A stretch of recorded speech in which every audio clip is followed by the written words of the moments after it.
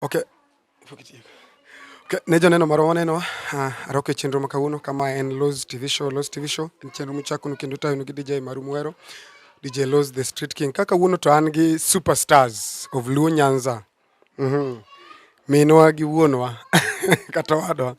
Achiel kachiel kokale Loz TV, warwa kwendo makawuono mondo wago story nang'o miyo gin ka to plan mano magin go mbele nikech tek sana mondo yud ji ariyo ka wer to gaga story to onge gima dhi timore mbele. Koro arwako chenro makawuono kwachako gi nyaminwa to akwongo arwako nyaminwa mondo fulnwa nyinge mondo owachnwa ni to en ng'ama chalo nade to wer ang'o. Amen. Ginyinga giluonga ni Rose George Nyagem. Ka West Karachuonyo, Homa Bay County. An jadend mar Yesu. Inyalo mara medonwa sauti sami wuoyo. Okay, erokamano warwako wadwa bende machielo koni ma ji be ong'eye, thoth ji be kiaye, koro okwongo fulnwa nyinge mondo ung'e ni en ng'ama chalo kama. Arwaki wadwa. Agone Jehova Nyasaye erokamano DJ Loz kuom thuolo ma Nyasaye oloso odiochieng' ma kawuono mondo wachope DJ Loz TV dong kamano. Wagoni erokamano itiyo tich maber, promote artist, wagoni erokamano Nyasaye omed ting'i malo kuom tich mitiyo. Nikech jo wer ng'eny to samoro yudo ka mondo giyud platform ma ginyalo mawende gite inyalo goye samoro bedo matek matin. To gima fwenyruok ma Jehova Nyasaye otimo ni momiyo ikama up gi this platform inyalo tuge wende jower. Wagoni erokamano kendo Nyasaye medi ndalo. Ma jatich ruoth brother Wycliff Odhiambo Oruko. Joma ng'eny luonga ni ro en winyo. Koro abedo gi nying mang'eny kaluwore gi tich ma Jehova Nyasaye osemiyo. Erokamano ahinya. Erokamano namba mi nying ni jomoloch mor ni e dala. Koro okay, Wycliff Oruko, ji mang'eny ong'eyi sana kendo un achiel kuom jogo matimo maber e Luo Nyanza kokale tich Nyasaye mar e yor pako. To Wycliff Oruko wan gi nyaminwa bende Rose George Nyagem. Rose George Nyagem ji mang'eny bong'eyi but kiwango mari gi Wycliff Oruko anyalo wacho nitie pogruok matin nikech magi joma nokwongo tele industry. To Nyasaye otimo maber muchako romo makendo ubedo kanyachiel. I hope ni upango gimoro maber mbele. En ng'wono maduong' ma Nyasaye otimo ne nyaminwa Rose George ma wayudore.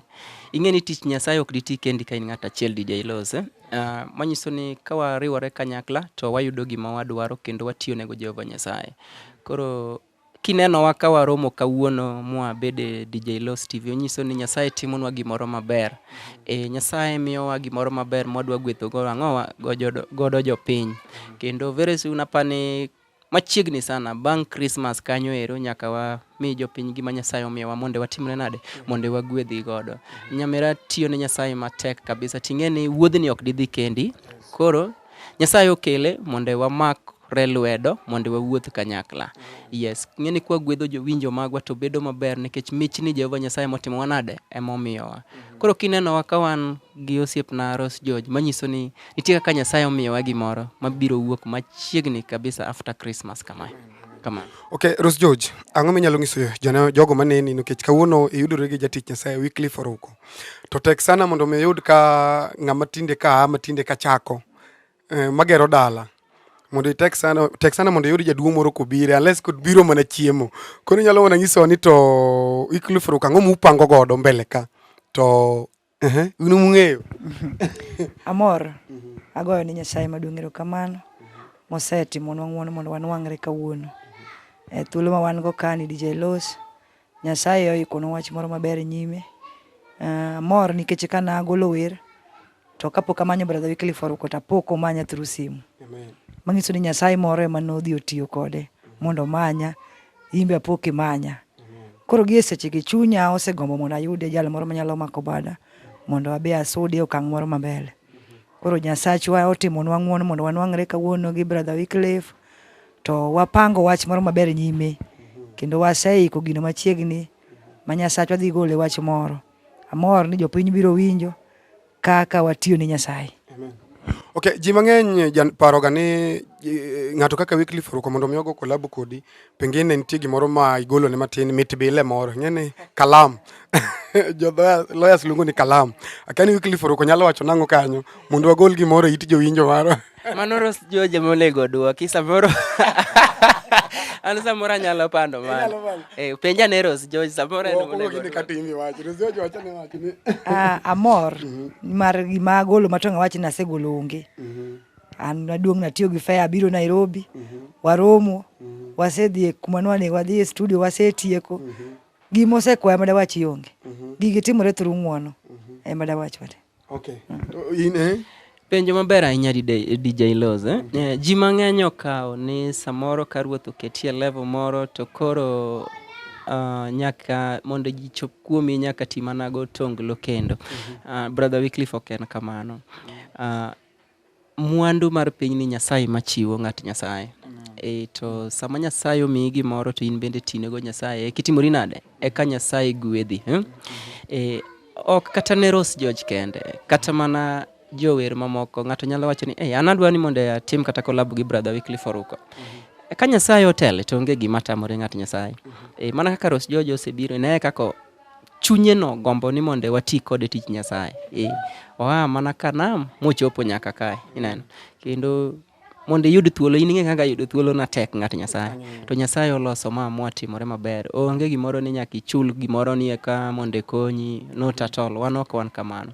Akonyo nitie joma sekonyo mang'eny ng'at Nyasaye kata mane yudo ka ng'ato golo wero kong'e kata kaka do ka wende no tere skiza tune. Yudo ka ng'ato golo wero kong'e kaka onyalo register wende no gi CMOs.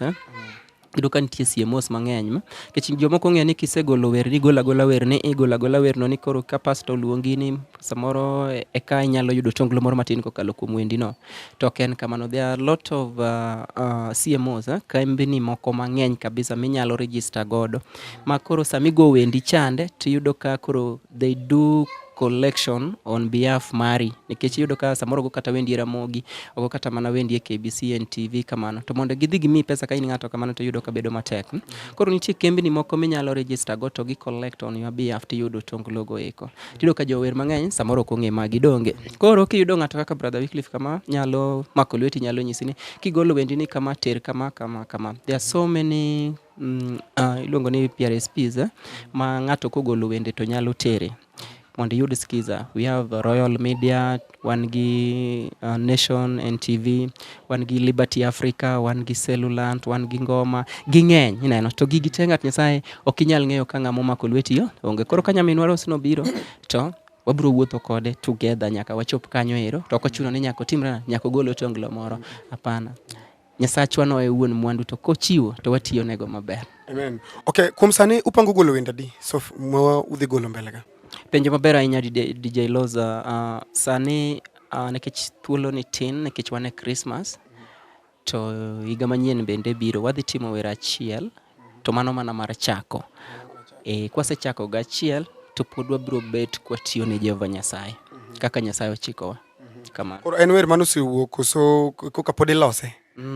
Wer pod ni e studio to wasetimo gimoro amora odong' mana matin tu. Ng'eni mondo igol wer ma wuogi ok en process mayot nikech kaka wan ok ni wandiko wer ni koro wandiko wer waketo piny wan warome studio kanyo to kanye mwachake wer to Nyasaye miyo wamiya ng'uono kaka ni Nyasaye omiyo ng'uono ma ng'eyo ni bang' Christmas kanyo nyaka wadhua bigi gimoro maber mwanyalo gwedho godo jopiny. Okay. Koro Rose George kawuono in gi Wycliff Oruko kendo iseywago ga ni dwaro ga ng'ama nyalo konyi to pok iyudo. Wycliff Oruko gi an DJ Loza an ka to wadwaro ni mondo wakonyre kendo wamak Luo Nyanza mondo chope level machielo. Iparo ni pogruok mane Luo Nyanza gospel music industry pogruok en ang'o nikech waneno kaka kabila moko kaka ochako to dhi mana maber to jowagi ka ng'ato kwayi kolabo to onge iteri mana ni an kata mana interview gi zungusha sana biro ng'isi kiny adech. Iparo ni en nyiego kosango marach ang'o madhi mbele? Kaka ng'ama wende an kanene aneno ka gima samoro gini en nyiego moro. Omiyo jowa ok thor mako bad ng'at ma piny. En nyiego mondo samoro ng'ano kabiro ineno mano dhi loyi. Jowa ero mana ni mondo tiek jowadgi to mondo mak badi mondo teri mbele tin ji moyie. Koro gina para na nyiego moro. Ng'alo nena mondo bed kanyo ng'ato kik chaka piny chak bi kama intie no. Anapani kama. Okay, koro Wycliff Oruko iwacho ni imako bad nyaminwa aparo ni akeni kata crusade ubiro wuotho pamoja ting'eni badhe music kabe challenges ng'eny. En ng'ama nigi jaode, imbe in gi jaodi, seche moko wuotho dhi uteru Tanzania, pach dhano paro mabor. Iparo ni wachni ibiro handle nade? Ng'ama Nyasaye owaro gadier. Ing'e nitie warruok. To nitie ng'ama wer, to nitie ng'ama war. Ng'ama war to be wer. Winjo koro magi te ineno. Ing'eyo kinena kaka kabire tich makoro iluonga sani niendi. Ok nyaka nyis jopiny ni an brother Wycliff Nyasaye owara. Onego bende gineno warruok no kuoma makato kawacho. Iwinjo. Ok ni kabiro kata chako timo introduction ni an ng'at Nyasaye Yesu owara. Hapana, we gine warruok no kuoma. Exactly. Exactly. Manyiso ni kata ka kora wuok adhi timo tij Nyasaye. To kata mana wuon pare onena ka wuotho kode to onge paro moro monyalo timore nade, onyalo paro nikech atiyo ne Jehova Nyasaye. Onge gimitime mudho mok ne beda panda. Iwinjo. To gima moni dhi ngima in bende ing'eyo malong'o. Ing'eyo makato ko wach ni timori nade, ing'eyo. Gima moni dhi ngima in tiwoni timori nade, in ing'eyo maler. Koro sama Nyasaye oseluongi ni mondo itine chande, titiyo ne gi chunyi te. Makata ng'amoneni kacha to wacho ni kijana no to ka ng'iye to wach ma Jehova Nyasaye ni tim ni ang'o ni kuome. To nitie ng'ama nyalo ng'i kama mama wach ni ng'ani to kata wacho no ware ng'ani kodhi e pool. To an bende adonjo.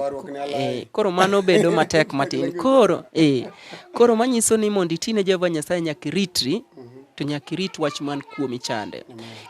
Nikech ng'ato nego ne ni gima ni kuomi cha en gima gwedho oganda. To ka gima wuok kuomi cha opogore gi kat kit wuodhi, kit rwakruok ni, kit wuoyo ni, manyiso ni ok ichop lek mane Nyasaye otimi nade cha. Omi koro ipenja maber sana ni to sama koro wachako wuoth ni. Wan watiyo ne Nyasaye kaka Nyasaye ochiko ng'at Nyasaye. Kaka Nyasaye otimo nade? Ochiko. Ok wati gi ringwa, but ringrewa to watiyo kaka Nyasaye otimo nade? Kaka ochikowa. Kama. Okay, Ros George, inyalo maduoko matin mondo penjo mogik. Aneno ka wadwa be ni garaka matin ni tich mondo wa release tich michamo. Brother Wycliff Oruko ken ng'amo tegemea wer, en gi tije. Koro inyalo duoko kanyo matin nang'o mino? Kuhusu swali mapenjo no. Binitie okay, sani udwa chako kuth pamoja. Binitie mkataba bangisi jaduong' an koro adwa kata jaduong' nyalo kawo ke jaduong' okwer. Brother Wycliff Oruko maybe jadi okwer. To challenges jawuoga. Nitie scandal mano timore ir jawer moro mokabi wacho. Mane ji wacho to pok abedo sure. Ni ng'ane ni chuor ng'ane. Jopiny nigi paro mopogore. Kechi wendi iwinjo nyaka gi joma omer. Yes. Anamor ni mar mondo adhi e wuoth mar antiere yeni thuolo ma jaoda okita. Kendo no chako kita higni machon. Mok ni kawuono kende. Kata adhi mana kawuono matiek juma oko. To kodich nikech ong'e ben na adhi tich Nyasaye. Koro mondo tami kata mondo yieni ngiso ni kidhi kuno to samoro nitie ariyo moro mimedogo. To an kawuok na dhi tich Nyasaye to Nyasaye ne matimo, tijine matimo tadok e oda.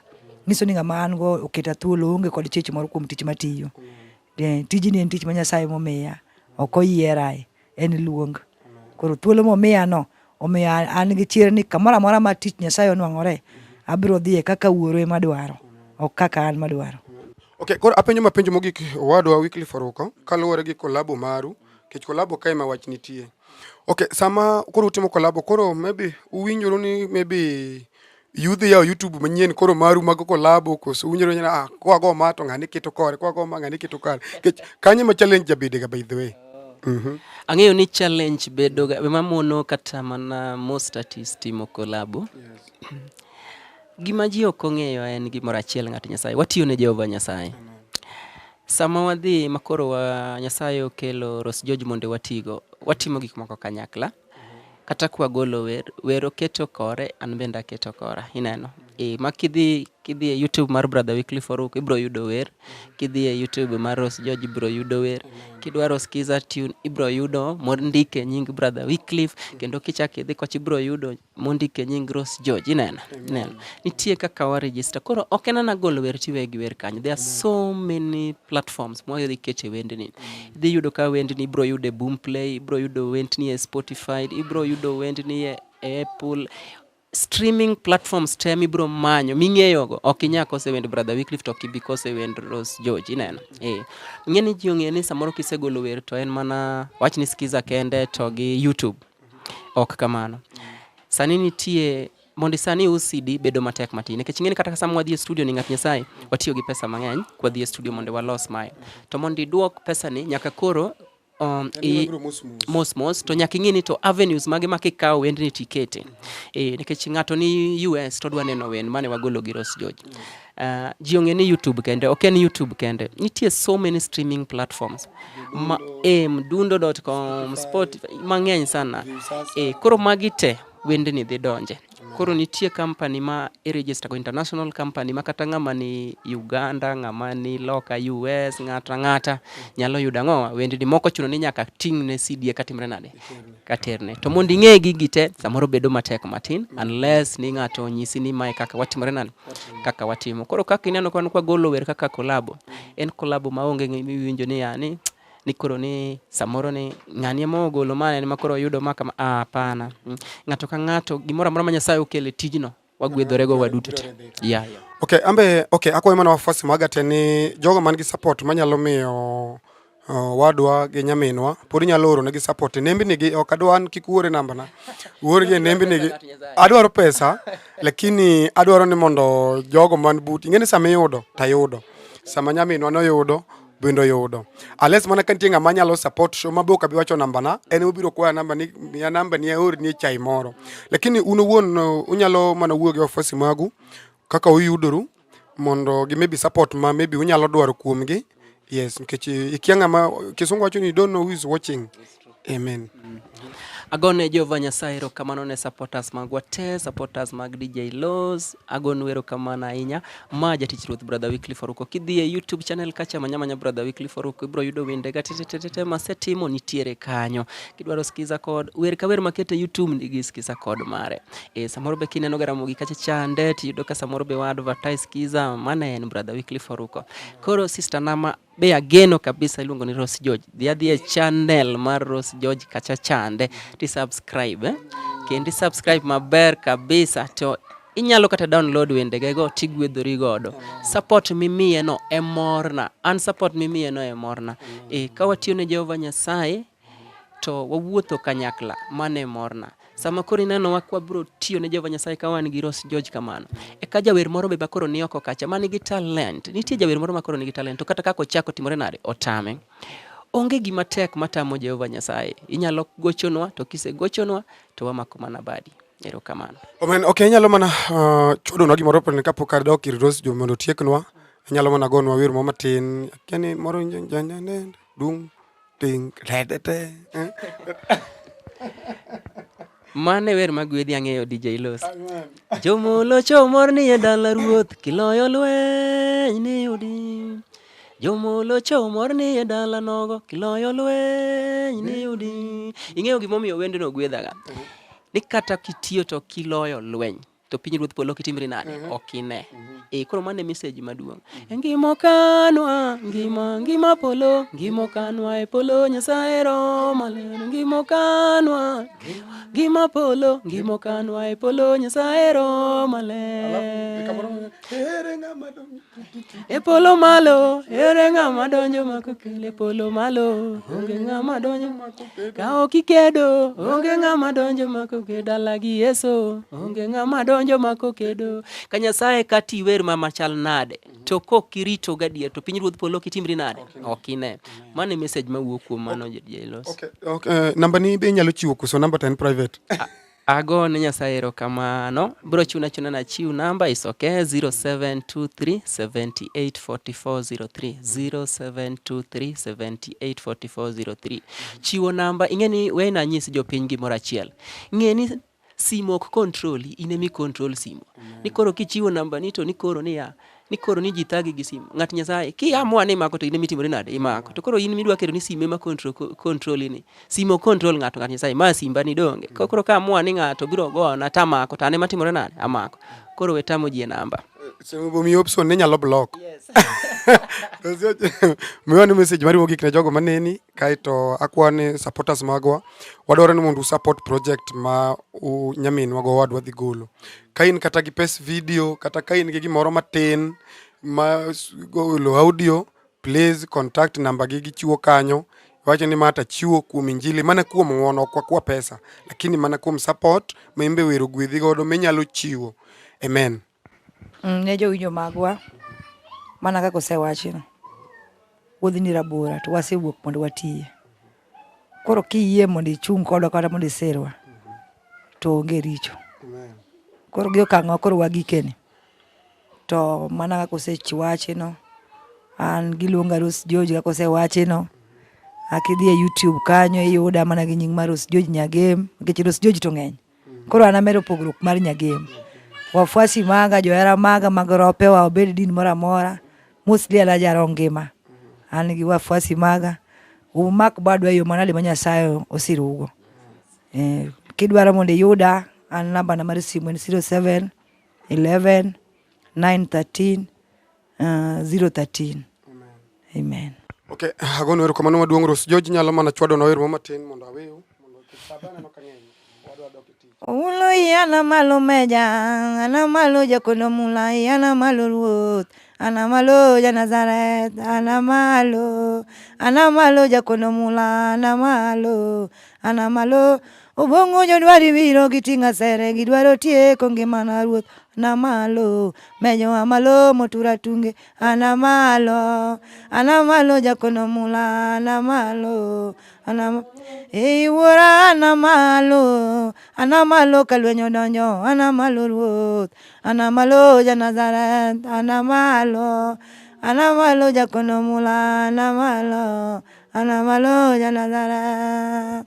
Amen. Okay, daher mana wacho nu eruru kamano kuom chope show mara. Kendo agoero kamano ayudo ka uonge gi sunga, tie sungruok moro nitie industry lakini ayudo ka Nyasaye waru gadieri. Koro ne jogo man gi neno, jogo man gi nyalo dwaro interview, just contact 0716 2040 17. To kung'isi gambe gi subscribe na ya. Iwacho maber sana DJ Los. DJ Los tiyo tich maber ahinya ne Jehova Nyasaye. Dhi e page ne kanyo nyaka i-subscribe. Makosa azama golo gimoro moketo kanyo ero to chopo ni in miyudo gima DJ Los oketo to chopo ni yo makare mana ki-subscribe kacha. Tich Nyasaye dhi mbele kokalo kuom DJ Los TV. Nyasaye omondo med gwedho. Amen. Rusio chwade kitu. Mana kaka osewachi. DJ Los osebedo kabako badwa nyaka koro okang' mwagikene. To mondo tije ni dhi mbele mana support ma jopiny odhi omiye. Koro sami subscribe to abeda er mar paro ni mondo ebi pare. Kendo nyama koro chalo ng'ama koro mako badwa kata makoro lalo land girwani mondo dhi mbele. Koro kumiye gimoro matin, umed support moro umede go teko. Miyo ok onyalo weyo tije manotiyo ni. Koro Nyasaye madisir na uchung' kode yo manade maruoth ogwedhogo. Gima nyalo golo wiye ema kwane Nyasaye mondo gol oko kendo jochiendi maricho mondo timre nade. Okethi. Koro Wycliff Oruko nyalo mana keto alama mondo walor chenro.